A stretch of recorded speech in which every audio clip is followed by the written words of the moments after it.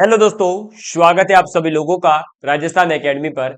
मैं प्रवीण सिंह आप सभी लोगों के साथ में, जैसा कि आप सभी लोग जानते हैं, लगातार जुड़ा हुआ हूं आप सभी लोगों के लिए एलडीसी छात्रावास अधीक्षक। और इसके अलावा अब जो है सीईटी एग्जाम भी जो है आप लोगों को पता होगा कि उसकी एग्जाम डेट घोषित कर दी गई है। तो सीईटी का जो सिलेबस है वो भी एलडीसी के एग्जाम के सिलेबस के जैसा ही है, कुछ ही टॉपिकों का थोड़ा बहुत अंतर है, बाकी वही सिलेबस है। तो अब ये क्लासेस जो सीईटी की तैयारी कर रहे हैं उन सभी विद्यार्थियों के लिए भी समान रूप से उपयोगी रहने वाली है।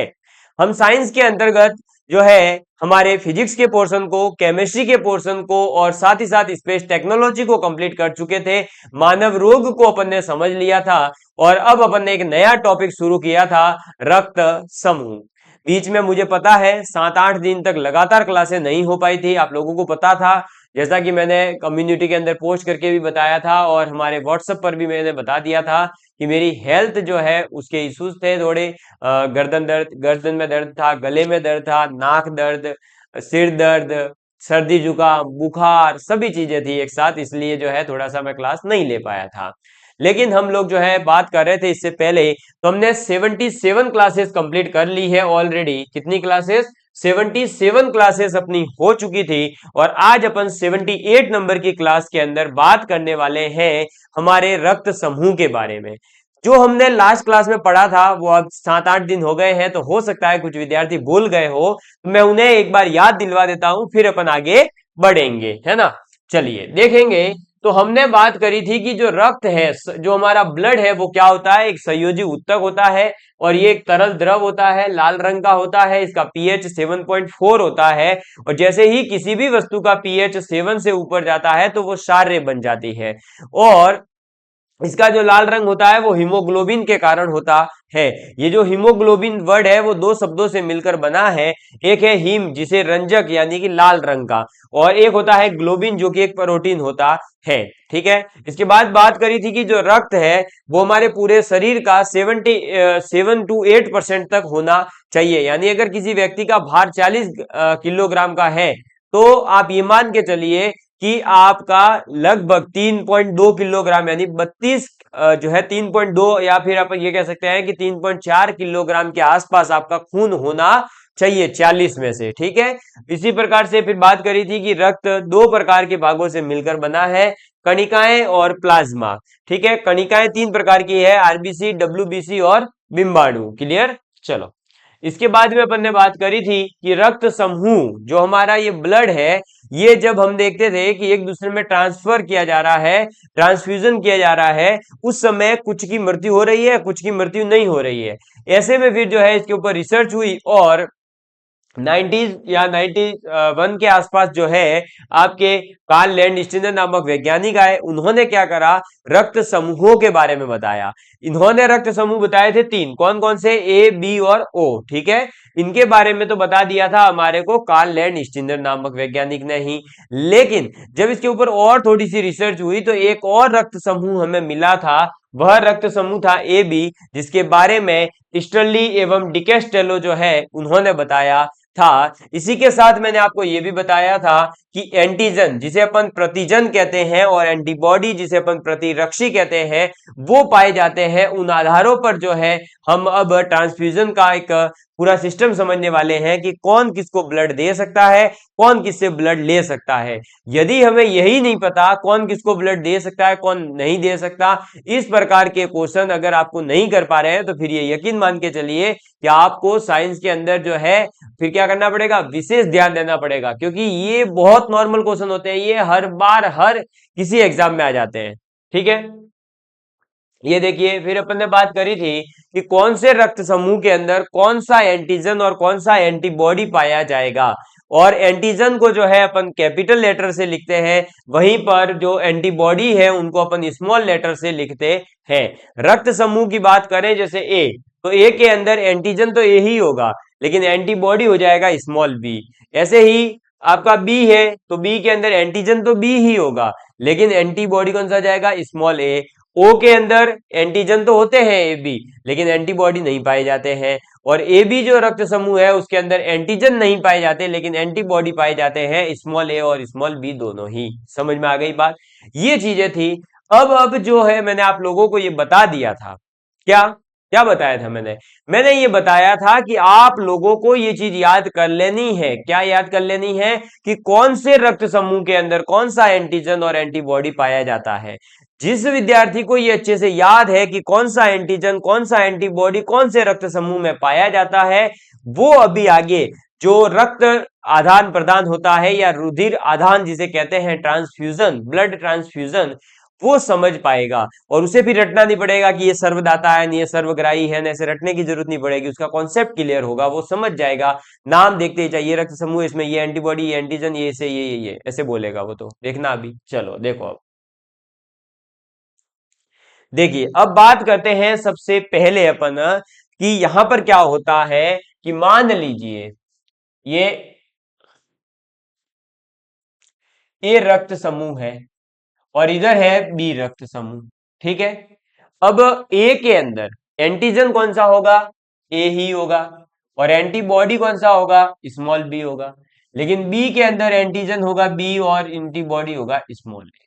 अब क्या होता है कि मान लीजिए इस ए वाले व्यक्ति ने, ये जो है ये ब्लड ग्रुप है ना, ये ए और ये बी दो व्यक्ति थे जिनका किसी का ए था किसी का बी था।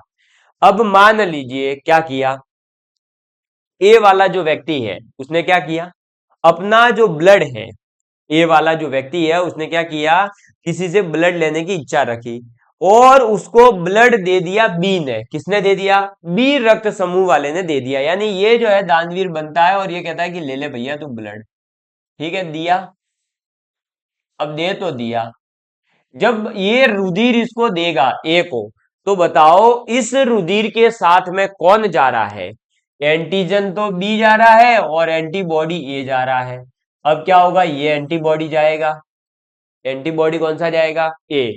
ये एंटीबॉडी जब यहां से जाएगा और एंटीजन जब ये इसके पास आएगा, तो क्या होगा, ये लो इधर एंटीबॉडी ए इधर एंटीजन बी।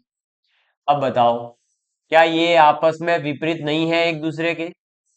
है, ये एक दूसरे के विपरीत है या नहीं है? ये एक दूसरे के विपरीत है। अब जैसे ही ये एक दूसरे के विपरीत है, तो ये एंटीबॉडी क्या करेंगे, ये दोनों के दोनों जो ब्लड है जो अलग अलग ए और बी, अब जैसे ही बी वाले का खून ए वाले रक्त समूह वाले व्यक्ति में पहुंचा है, तो उसके अंदर ये एंटीजन और एंटीबॉडी पहुंच गए, इसके कौन से? बी और ए। इनके पहुंचने से क्या होगा कि जो ए वाला रक्त समूह है उसके अंदर अभिश्लेषण हो जाएगा, रक्त का क्या हो जाएगा? अभिश्लेषण हो जाएगा। इस ए के अंदर क्या होगा, इस ए के अंदर रक्त का अभिश्लेषण होगा। अब ये अभिश्लेषण क्या है अभी बता रहा हूं मैं, ठीक है। अब जो ये ए है इसके अंदर क्या हो गया, अभिश्लेषण हो गया, जिसे एकुलेशन या फिर अपन जो है एगुलिटेशन भी कहते हैं, ठीक है। आपके इसका मतलब समझने की जरूरत नहीं। अभिश्लेषण का मतलब आप इतना समझ लीजिए केवल कि जो गाढ़ापन है वो आ जाएगा, रक्त के अंदर क्या आएगा? गाढ़ापन आएगा। और अभिश्लेषण का मतलब होता है चिकनापन या गाढ़ापन, ठीक है। ये क्या हो जाएगा? चिपक जाएगा। अब ये क्या जाएगा? चिपक जाएगा। कौन चिपक जाएगा? रक्त। अब जैसे ही किसी के भी शरीर में रक्त चिपका, क्या होगा? अरे भैया रक्त चिपक गया, रक्त क्या होता है? सर्कुलेट होता रहता है। रक्त परिसंचरण तंत्र क्या कहता है कि जो ब्लड है वो आपका फेफड़ों के द्वारा पंप किया जाता है, सर्कुलेट किया जाता है। अब भैया जब सर्कुलेट हो रहा है, वह चीज अगर रोक देंगे तो क्या?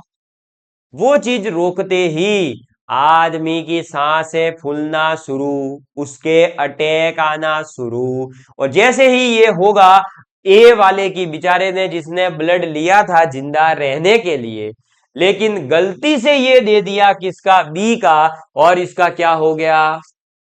मौत। और ये आपको करंट से भी जोड़ के दिखा देता हूं, इसकी हो जाएगी मौत। अभी अगर आपको ये चीज समझ में नहीं आई है तो पिछले 3-4 दिन का पेपर उठा के देख लेना। जो अपने जयपुर के एसएमएस हॉस्पिटल के अंदर आपने देखा होगा कि एक एक्सीडेंट के दौरान एक जो है व्यक्ति को दूसरा ब्लड चढ़ाने की वजह से उस व्यक्ति की मृत्यु हो गई थी। और ये अखबार के अंदर भी बहुत अच्छी सुर्खियों में रहा था, आप उसे पढ़ सकते हैं। वहां दिक्कत क्या हुई थी, यही हुई थी कि डॉक्टर ने गलती गलती से जो है, या हो सकता है कि कोई और इशू रहा हो, क्या हुआ था उसके बारे में मैं नहीं कह रहा हूं, बाकी वहां पर जो क्या हुआ कि वह रक्त जो है डॉक्टर ने उस व्यक्ति में जैसे ही चढ़ाया, उन्होंने उस समय पर यह ध्यान नहीं दिया कि उस व्यक्ति का रक्त कौन सा है, उसको कौन सा रक्त चढ़ाया जा सकता है, और उसको गलत ब्लड चढ़ाने की वजह से उसकी मृत्यु हो गई। समझ में आई बात? क्योंकि उसके शरीर में जो है ब्लड सर्कुलेशन पूरा रुक गया। जैसे ब्लड सर्कुलेशन रुका तो उस व्यक्ति की मृत्यु हो गई। क्लियर?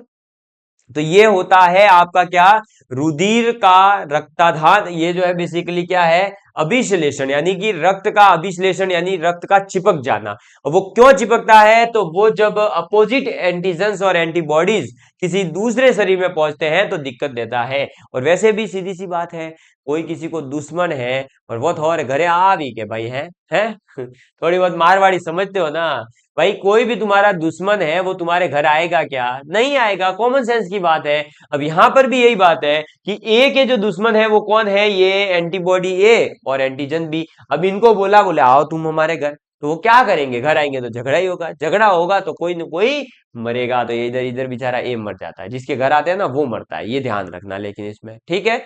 चलो, तो अब अपन जो है एक छोटी सी टेबल बना लेते हैं, ताकि हमें ये ध्यान रहे कि हमें कैसे याद रखना है। और सर्वदाता सर्वग्राहीन वो सब चीजें क्लियर हो जाएगी। अब आप क्या करोगे, आपके पास ब्लड ग्रुप होगा वो लिख देना, उसके अंदर एंटीजन और एंटीबॉडी आप याद रखोगे वो लिख देना, फिर चेक कर लेना कौन किसको देना चाह रहा है, कौन किसका लेना चाह रहा है, वो सब वहां पता चल जाएगा आपको, ठीक है। चलो, तो इसको जो है आप स्क्रीनशॉट लेना चाहो तो ले लो भैया। फिर आगे बढ़ता हूं मैं नेक्स्ट पेज की तरफ, और वहां आपको एक टेबल बना रहा हूं, कौन दे सकता है कौन ले सकता है।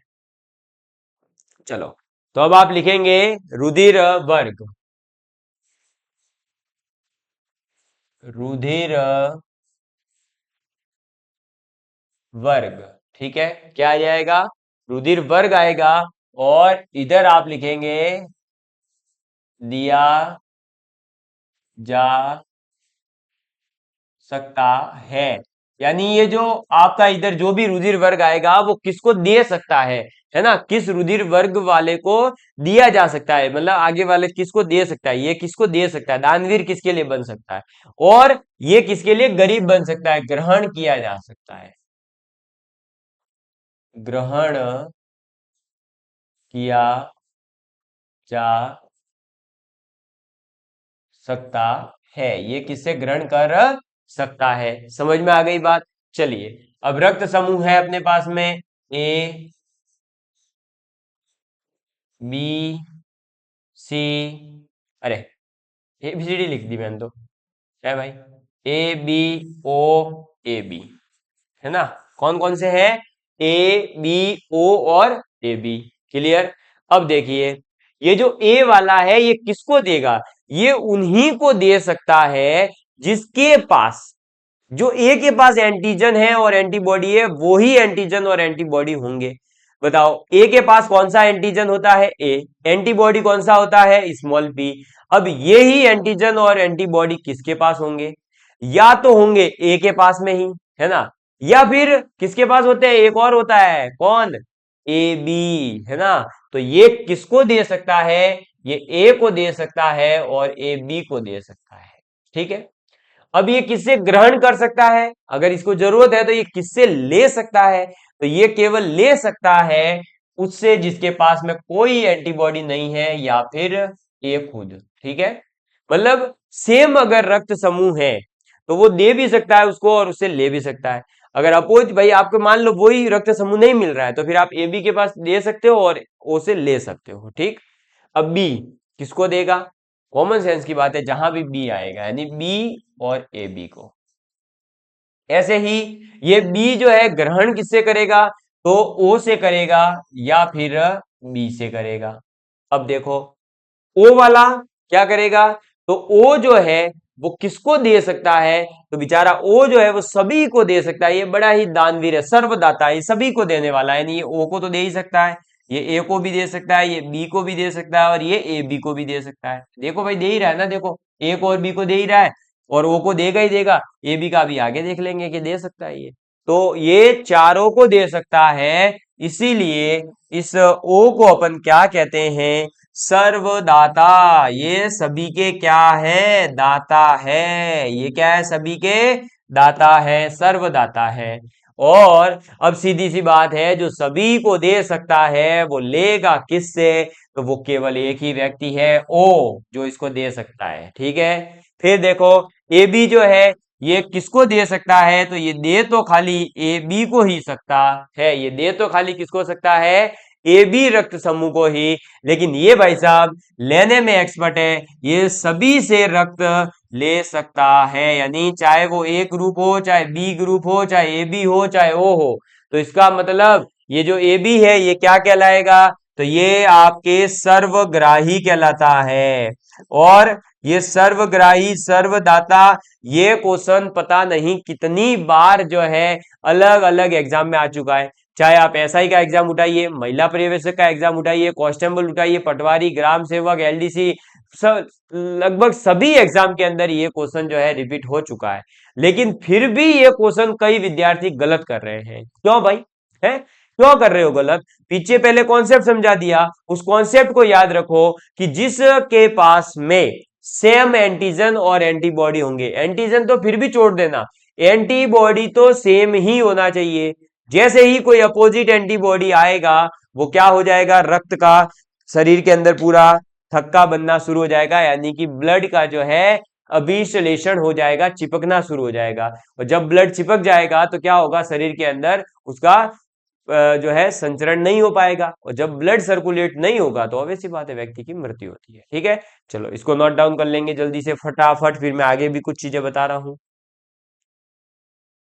चलिए, तो आपने इसको नोट डाउन कर लिया होगा। अब ये तो आपने बात करी कि हम किसको ब्लड दे सकते हैं, किससे ले सकते हैं। ऐसे ही माता पिता के रक्त समूह दे दिए जाते हैं कि ये माता का है, ये पिता का है। तो बताइए इनकी संतान का कौन सा रक्त समूह हो सकता है, कौन सा नहीं हो सकता। यानी कि हम ये कह सकते हैं कि रुधिर वर्ग के जीन्स पर आधारित क्वेश्चंस भी आते हैं, जिसके अंतर्गत आप जो है जेनेटिक्स वाला पोर्शन भी इंक्लूड कर सकते हैं। यानी कि रक्त और साथ में जेनेटिक्स को ऐड कर दिया जाता है। तो हम बात कर रहे हैं अब आप रुधिर वर्ग के जीन्स की। ठीक है, चलिए हेडिंग डालेंगे, रुधिर वर्ग के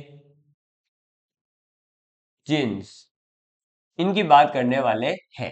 ठीक, अब रुधिर वर्ग के जीन्स की बात करें तो आपको पहले ही बता दूं कि हम जो यहाँ पर जीन्स को रिप्रेजेंट करने वाले हैं वो आई से रिप्रेजेंट करेंगे। जैसे कि ए का करना है तो आई ए से रिप्रेजेंट करेंगे, बी का करना है तो आई बी से। तो यहाँ पर जो ये आई शब्द आने वाला है, इस आई शब्द का मतलब क्या है, ये हमें थोड़ा सा पता होना चाहिए, क्योंकि हम इसे किससे अभिव्यक्त करने वाले हैं, जीन्स को हम किससे रिप्रेजेंट करने वाले हैं, कैपिटल आई से। और आई का मतलब होता है आपका क्या, आइसो हीमेग्लूटिनिन। क्या नाम होता है, आइसो हीमेग्लूटिनिन। तो ये आप लिख लीजिए कि आई की फुल फॉर्म क्या है, ये आई किसको रिप्रेजेंट करता है, आइसो हीमेग्लूटिनिन। ठीक है, समझ में आ गई बात। ये एक तो छोटी सी चीज याद रखना, साथ ही साथ कौन से रक्त समूह में कौन सा जीन्स होता है ये याद कर लीजिए, ताकि आपको जो है आगे मैं पूरी टेबल समझाऊं वो समझ में आ जावे। तो देखो भाई, ए बी, ए बी और ओ, यही होते हैं। क्या होता है, ए बी और ओ। तो जो ए है इसके अंदर या तो होंगे आई ए, या फिर हो सकता है कि एक तो आई ए तो होगा ही होगा, साथ में एक आई ओ भी हो जाए, है ना। क्योंकि आई ओ भी हो सकता है, क्योंकि आई ओ जो है वो एक अप्रभावी जीन है। क्या है, अप्रभावी जीन है, यानी इसके होने नहीं होने का कोई प्रभाव नहीं पड़ता है। ऐसे ही बी के अंदर कौन सा होगा, तो आई बी हो सकता है, या फिर आई बी और आई ओ भी हो सकता है। ठीक है, अप्रभावी जीन। ऐसे ही जो ए बी है इसके अंदर दोनों होते हैं, ए और बी, तो आई ए आई बी। ठीक है, और जो आपके पास ओ है तो इसके लिए कौन सा हो जाएगा, दोनों ही जब अप्रभावी होंगे आईओ आईओ। ठीक है, समझ में आ गई बात। ये है आपके पास में जीन्स को याद रखना पड़ेगा। और अब इस टेबल के आधार पर अपन अभी देखने वाले हैं कि कौन से माता पिता से जो है संतान का कौन सा रुधिर हो सकता है और कौन सा नहीं हो सकता, ये चीज देखेंगे। अब एक मैं छोटी सी चीज यहाँ इसको एक्सप्लेन करके समझा देता हूं, फिर अपन आगे टेबल बना लेंगे। जैसे देखो कि मान लो माता और इधर है पिता। अब मान लो माता का है कौन सा, ए, और पिता का है बी। माता का है ए और पिता का है बी। तो अब बताइए कि आई ए है, इसके अंदर कौन कौन से जीन्स होंगे, या तो आई ए होंगे या आई ए आई ओ हो सकते हैं। तो आई ए तो होंगे ही होंगे, तो हम ऐसा करते हैं कि इसके दो जीन्स बना देते हैं, आई ए आई ए। ठीक, ऐसे ही बी के भी दो हो जाएंगे, कौन कौन से, आई बी आई बी। ठीक, अब देखो ये चार अलग अलग जीन्स मिल गए हैं। जब ये वाला जीन्स और ये वाला मिलेगा, या ये वाला और ये वाला मिलेगा, या ये वाला और ये वाला मिलेगा, या ये वाला और ये वाला मिलेगा, चार अलग अलग अलग अलग संतानें हो सकती है। लेकिन चारों की चारों आप देखोगे तो देखो आई ए आई बी, ये भी आई ए आई बी, ये भी आई ए आई बी, और ये भी आई ए आई बी। अब आपको ये पता है कि आई ए आई बी जो है वो किस में होते हैं, तो ये होते हैं रक्त समूह ए बी के अंदर। ये देख लो है कि नहीं है। तो इसका मतलब इनकी होने वाली जो संतान है उसका जो रक्त समूह होगा वो कौन सा होगा, ए बी होगा। ठीक है, कब, लेकिन जब ए के अंदर मतलब माता के अंदर भी आई ए ही जीन्स हो और पिता के अंदर आई बी ही जीन्स हो। लेकिन मैंने आपको क्या बोला कि अगर ए रक्त समूह है तो दो प्रकार के जीन्स होंगे, या तो आई ए होंगे जो अपन ने केस ले लिया। अब ये भी तो हो सकता है कि आई ओ हो, है ना, और इसका भी आई ओ हो। ठीक है, तो हो सकता है ये भी हो जाए। तो अब दूसरा केस, अब एक केस पता चल गया हमें कि ए बी रक्त समूह तो हो सकता है, मतलब माता का अगर ए है पिता का बी है तो बेटे का ए बी हो सकता है। साथ ही साथ दूसरा केस ये भी है कि देखिए ए के पास में ये वाले जीन्स ना होकर ये वाले जीन्स हो, अगर आई ए आई ओ, ऐसे ही बी के पास में भी दो जीन्स होंगे, आई बी और आई ओ। ये भी तो हो सकता है, इसमें क्या बड़ी बात है, हो सकता है ना, जीन्स तो कोई भी दो होंगे। अब इसमें देखो जब ये और ये मिलेंगे वापस से आई बी बनेगा, ये और ये मिलेंगे तब देखो ए बनेगा, ये और ये मिलेंगे तब बी बनेगा, ये और ये मिलेंगे तो कौन सा होगा, ओ होगा। अच्छा सर ऐसा हो सकता है क्या, आप बताइए, मैं आपके कमेंट देखता हूं, क्या ये पॉसिबिलिटी है, बताइए जल्दी से। अगर ऐसा हो सकता है या नहीं हो सकता आप बताइए। अरे भाई हो सकता है, क्यों नहीं हो सकता, जब इसके अंदर ये जीन्स उपस्थित है तो ऐसे जीन्स क्रॉस तो मिलेंगे भाई, इसका एक जीन्स मिलेगा ही मिलेगा। तो अब देखो आई ए आई बी, अच्छा तो ये लो आई ए आई बी तो वही पीछे वाला केस आ गया वापस से, हाँ कि ए बी रक्त समूह होगा। लेकिन जब आई ए और आई ओ मिलेगा तो क्या बनेगा, अब आई ए आई ओ किसके अंदर होता है, ए रक्त समूह के अंदर, यानी ए भी हो सकता है। आई ओ और आई बी मिलेगा तब क्या हो जाएगा, ये हो गया कौन सा, बी रक्त समूह, और आई ओ ही मिल गया तो हो जाएगा क्या, ओ रक्त समूह।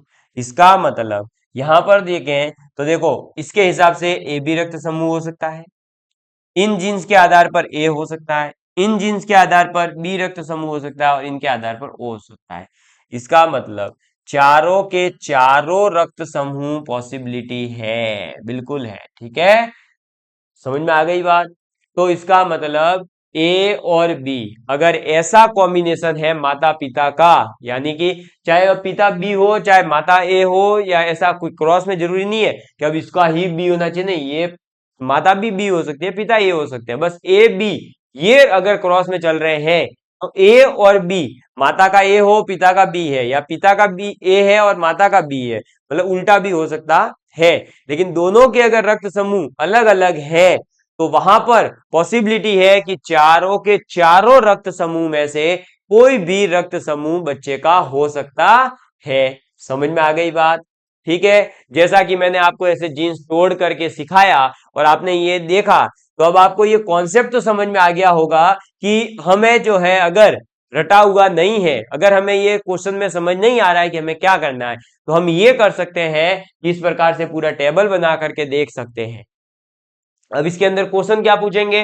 वो क्वेश्चन पूछ सकते हैं कि ए बी रक्त समूह का बच्चा होने की जो है प्रायिकता कितनी है या प्रतिशतता कितनी है।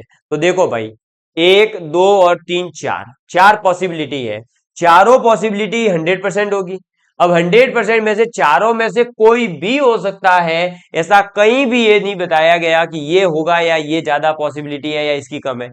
चारों के चारों की बराबर पॉसिबिलिटी है। इसका मतलब अगर पूछा जाता है कि ए बी होने की प्रायिकता क्या होगी, तो भाई 1/4, इसकी भी 1/4, इसकी भी 1/4। ये प्रायिकता गणित का टॉपिक है जिसको अपन आगे पढ़ेंगे, है ना।